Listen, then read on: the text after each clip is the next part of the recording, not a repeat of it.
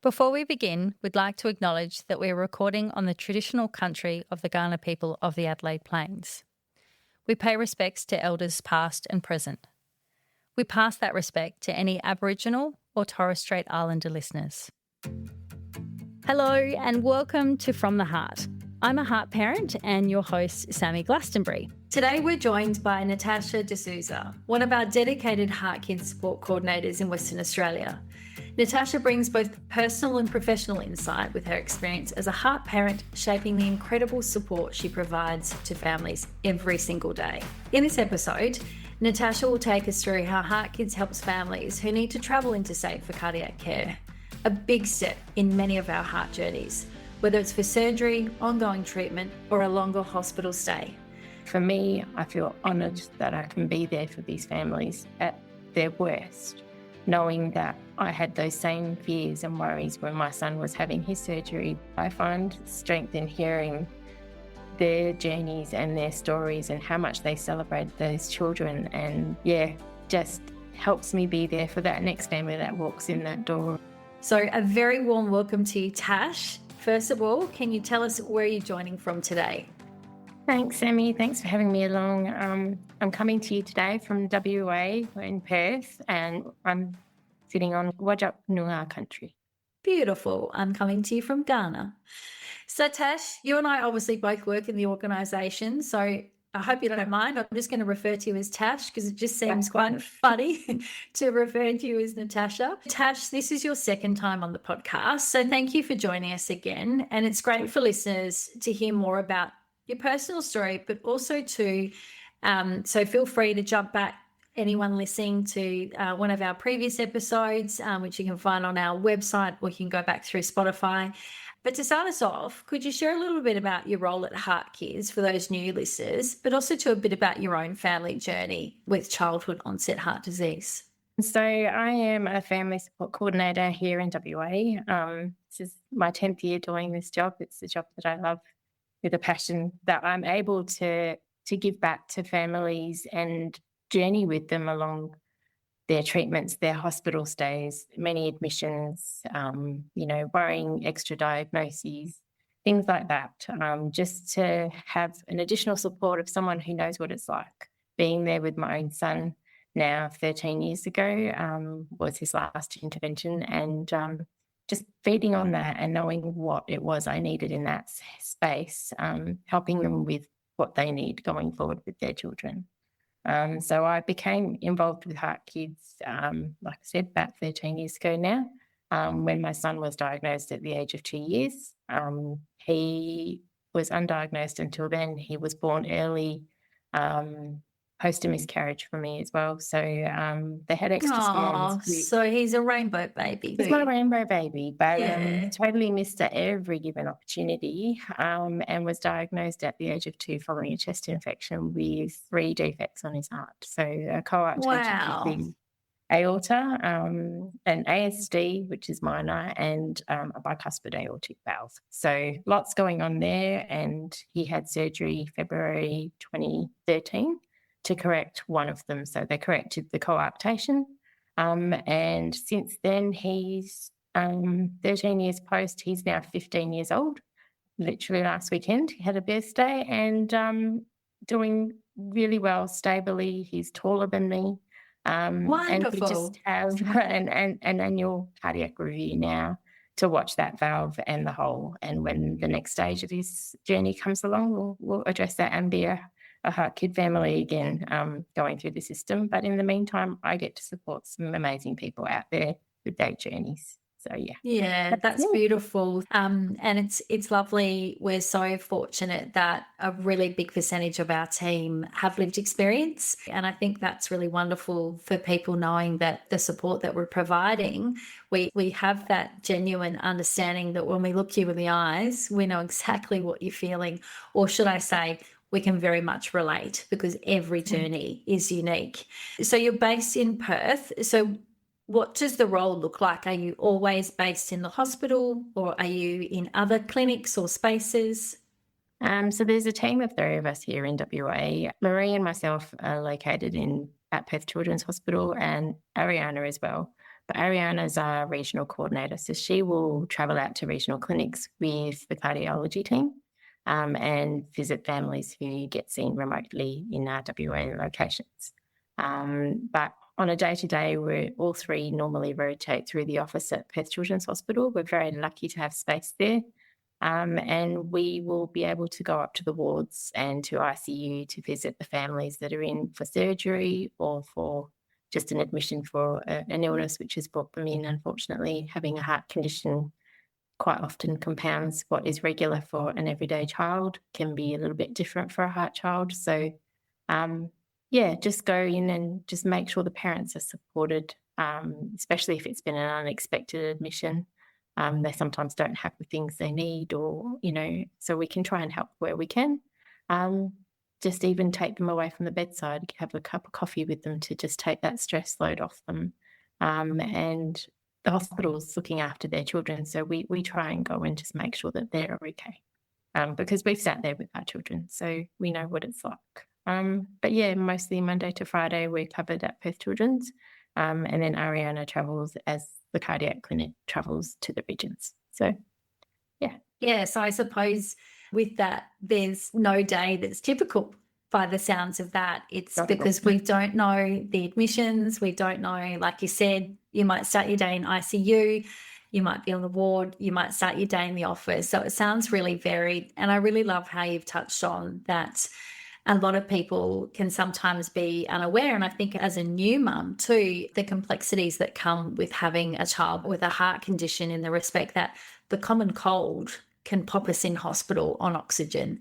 And that sort of is, it's a hard to sort of get your head around at first, because you think, and I think because we have that diagnosis of the heart, we do, I don't want to say the word panic, but we do panic because we think, oh gosh, because we see that work rate of breathing and we get really worried. And then we find out with a lovely swab that it's the good old rhinovirus, the common cold. And you think, gosh, most people would just be at home in bed, and here we are in hospital. So how many families do you think that you would support across the year? Because it sounds like all different types of admissions at different times and stages.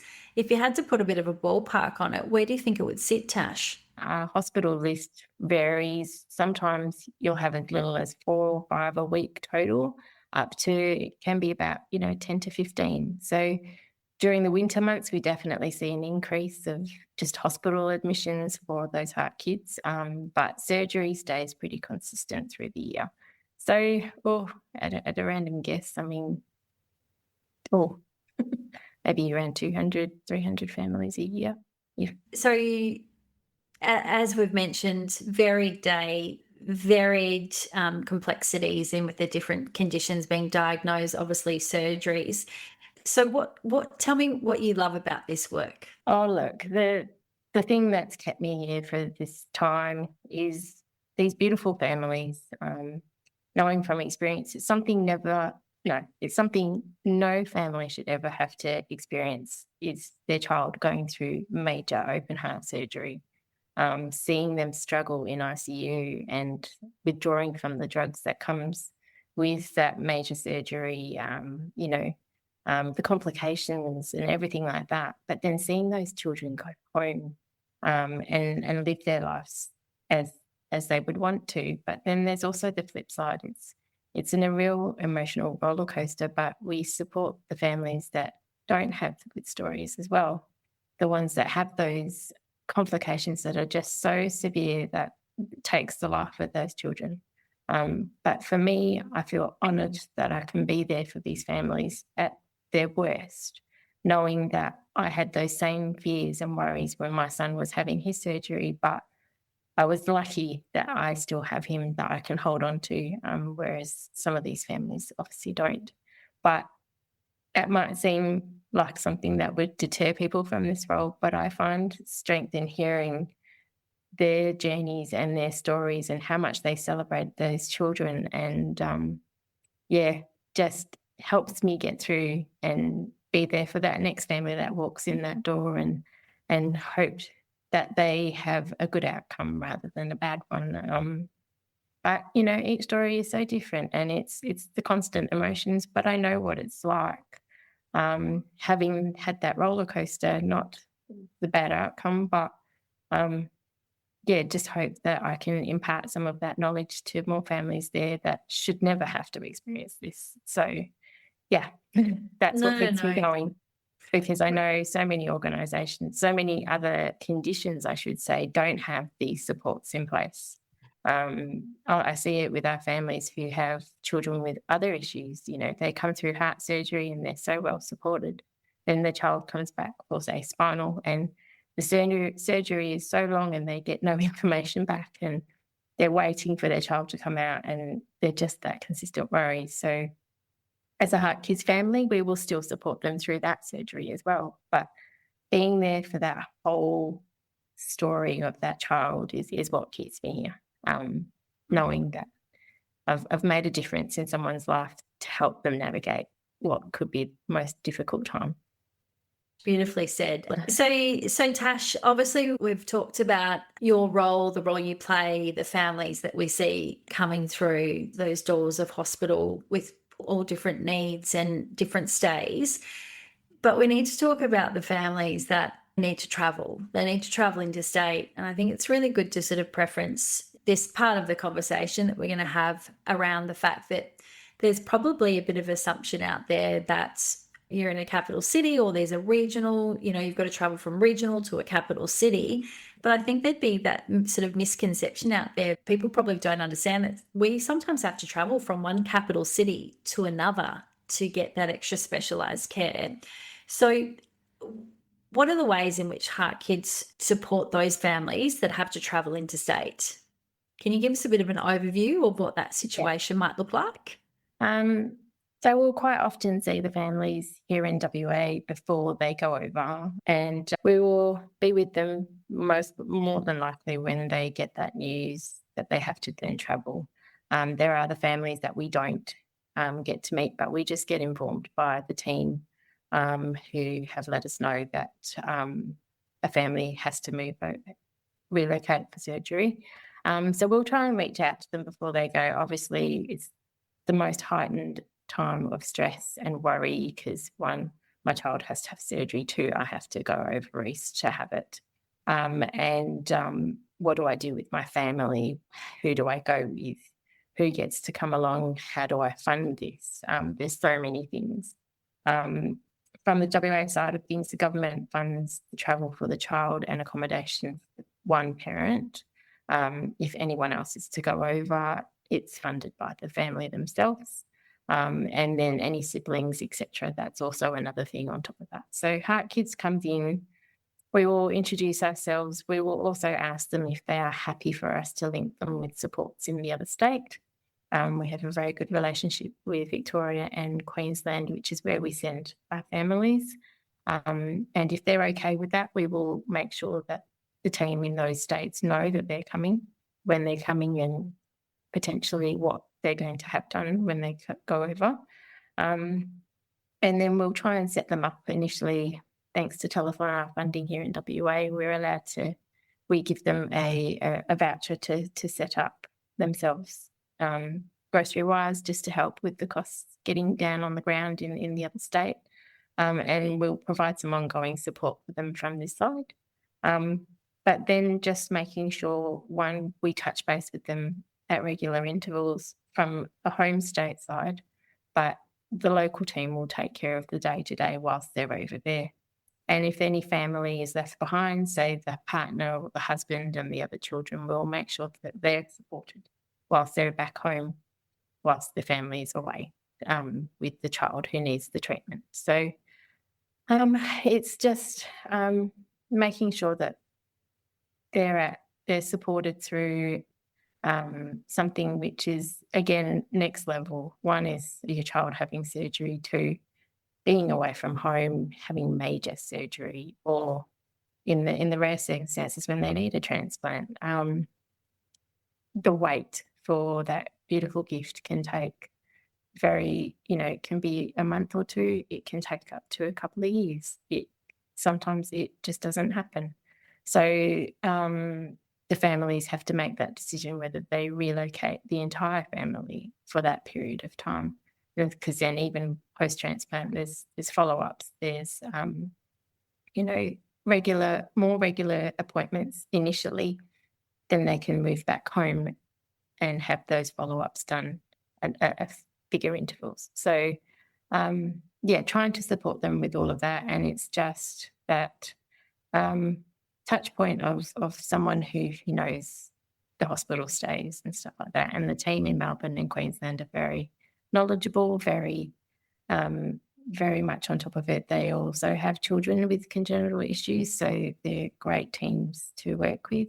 And they know the ground around those hospitals like the back of their hand, so where to send people for help with accommodation and travelling around a different state to your home state. So, and like local things to do with your other siblings, and just adjusting to have to live your life over there for a little while before you can come back home. Yeah, it's a lot, isn't it? It's overwhelming. I really love the fact that you touched on that. Even if the family is displaced, and we've got, say, for instance, the Victorian or the Queensland team looking after your WA team, the WA team are still wrapping their arms around the family that's left behind. And I think it's a really important thing for us to really just focus on and let people know from our organisation perspective. For you and I, Tash, that's very normal. But I think that we need to probably we need to amplify that. That's our real point of difference. Is it's not just about providing that care in hospital. That care extends to the extended family, and it extends to siblings. It extends then across states. And that's the beauty of us being a national organisation and having those relationships and having, like you said, we've got our team on the ground. Like you said, they know it like the back of their hand, but they're also coming from that lived experience. So when you have to have that conversation with a family, like say, for instance, tomorrow, Tash, touch wood, but let's be realistic, it will happen, that you get that call and it's a family that you've got a relationship with, but you now know that they're going to have to go into state for subsequent surgery and correction. Where do you start the conversation? Where do you start it with them? Because there's so much. There is so much. And I guess the first point is when are you leaving, basically? How much can I offer you before you literally have to get on that plane and leave the state? So most often than not, once they're told, they will get a date within a few days, depending on the ICU, if it needed at the other end, or the availability of a bed at the other end. For some that are emergent, they will have to transfer ICU to ICU. And if that's the case, they need to make sure there's an ICU space available for them. The other ones, they need to go over and have surgery or wait for a transplant or be assessed for transplant. So they just need a bed on the ward. So depending on the urgency will depend on how quick their flight is arranged. And then again, letting them know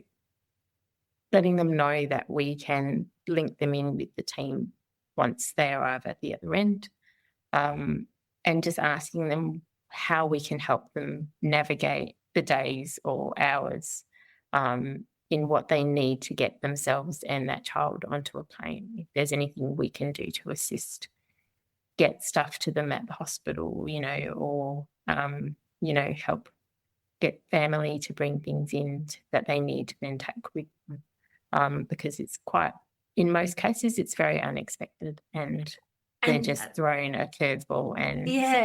And thanks for actually saying that, because I was about to say, with your 10-year experience, a decade on the job, in your experience, is it moment's notice? Is it, they're in one morning and they're going to be on a plane that afternoon? It can vary. Yeah, some of them need that emergent, right, you need to go in now. They have to obviously stabilise the child before they can transfer. So they'll generally, the quickest I've seen the turnaround has probably been, 5 to 6 hours for real emergent ones to, 24 hours to a few days. So it does really depend on the circumstances of the transfer. If it's a known, baby's going to be born and it can't be operated on here, sometimes they will transfer mum before she even gives birth. for those real complicated ones, so that baby is born where they need the help the most. So that's just watching mum on a flight over, which is probably an easier job. But then there's the ones that are born with the emergent needs and have to go over on a private jet. And that, again, is another level of worry, because if the jet needs the cardiac team, so the nurse, a cardiologist sometimes, and the equipment, it sometimes doesn't even fit mum in there. So mum has to travel alone on a flight over at the same time and meet child on the tarmac at the other side, which can be the worst trip of your life. So huge, absolutely huge. And like you touched on, you do what you do every day because you want to help someone else through this, but at the same time, you wouldn't wish it upon a soul, the level of stress and overwhelm and anxiety and every other emotion we can layer in on it. And fear. Just sheer fear. Am I going to see my child at the other end? Are they going to make that flight for those really emergent ones? There are the ones who know they have to go and can travel with mum or dad on the plane and are just there for when they need to have their surgery. But there's the whole gamut of different conditions and emergencies that do have to go. Yeah, thanks for sharing, Tash, and thanks for giving us some insight. As I said, we talk to so many different people in this podcast, and it's always really good sometimes just to bring it back home for us. Like, what is our BAU? What's our business as usual? And I think sometimes people probably don't understand that it's not just about, like, don't get me wrong, the cups of tea on the wood are just as powerful and just as important. But then it's that other piece where it's almost crisis management, isn't it? That you're helping a family navigate a crisis in their life, but ensuring that they're not doing it alone. We just don't want them doing it alone.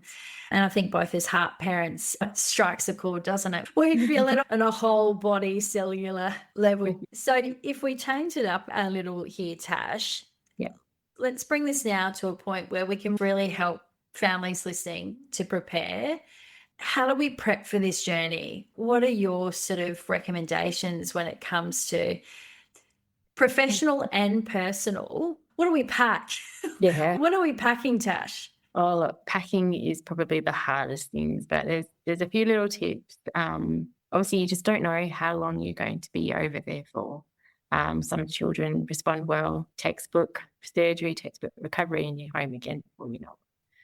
Those that need to be there for longer, different story again. But initially, we recommend taking your child's favourite toy or something that brings them a little bit of comfort. They're going to be in scenarios and areas that are so foreign to them and yourself. And just having that one thing that reminds them of home, or a few hundred things that reminds them of home, a whole suitcase full if needed. But it helps them, helps settle them a little, I guess. I can never imagine what it would be like. But just something that reminds them of home. And for the parents, it can be long and, daily they're at the hospital with their little ones. So having something for you to do yourself as well, they might be asleep for some time in ICU recovering, or, your laptop, an iPad with the charging cables. Excellent tip. Puzzles are good, and colouring in, like mandala colouring for adults, just helps zone out and remove some of the stress, taking in some bit of mindfulness, because the constant worry by the bedside is not good for anybody. So have a 5-minute colouring session. It can just help alleviate that stress for 5 minutes even, and it will be very restorative.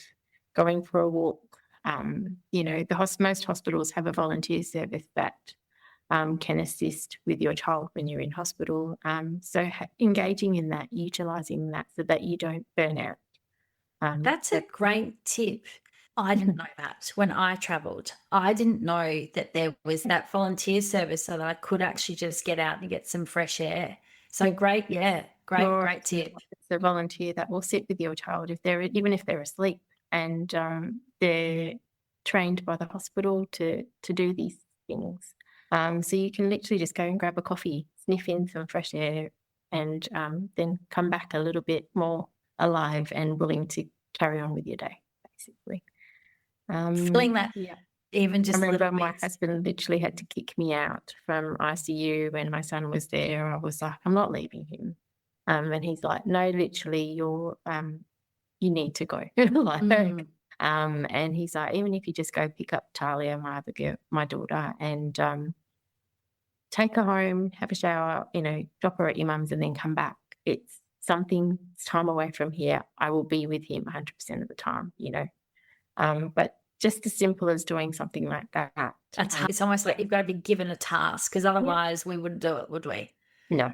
So yeah, that works. And having someone who you can trade out with, even if it's the team in Victoria or Queensland, that can take you for that walk and just grab a coffee with them and then come back, and, just doing little things like that to help you manage. But I don't know much else of what to pack, except the little essentials.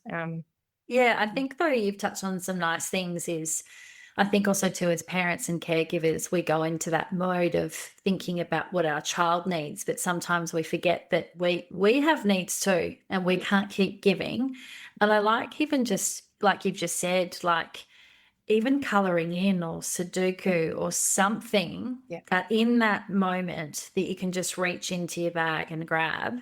And in saying that, I think you'll probably find all of us in HeartKids have probably got a little stash in all the hospitals. Yeah. So if you're a parent listening and you're thinking, oh gosh, I wish I did that, or I'll remember that. And if you don't in the moment, don't worry. I'm pretty certain we've got your back. Reach out to your HeartKids team and they'll come and grab something.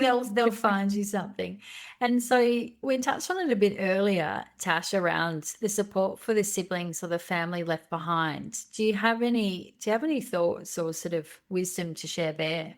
It's always hard. You never want to split your family in a situation like this. But for some, it's necessary financially, or, kids are in school or they're in a vital year of school, and it's the younger sibling that needs the heart treatment. So it becomes necessary to leave people behind. So making sure that, that they're okay, and they've got everything that they need to get through as well.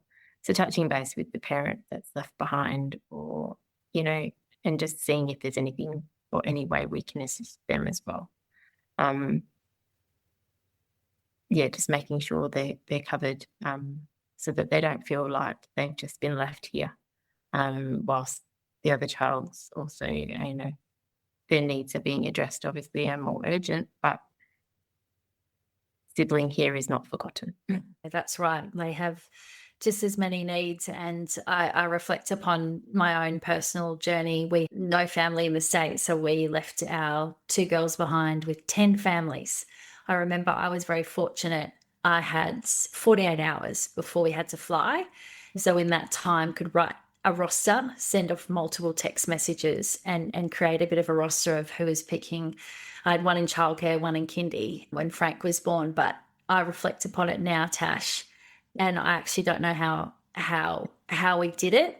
And I just remember you think, how can your heart break twice? Yeah. And it did. Yeah. It was breaking while I was there, but I was also somehow semi-relieved that my son was getting the intervention he needed.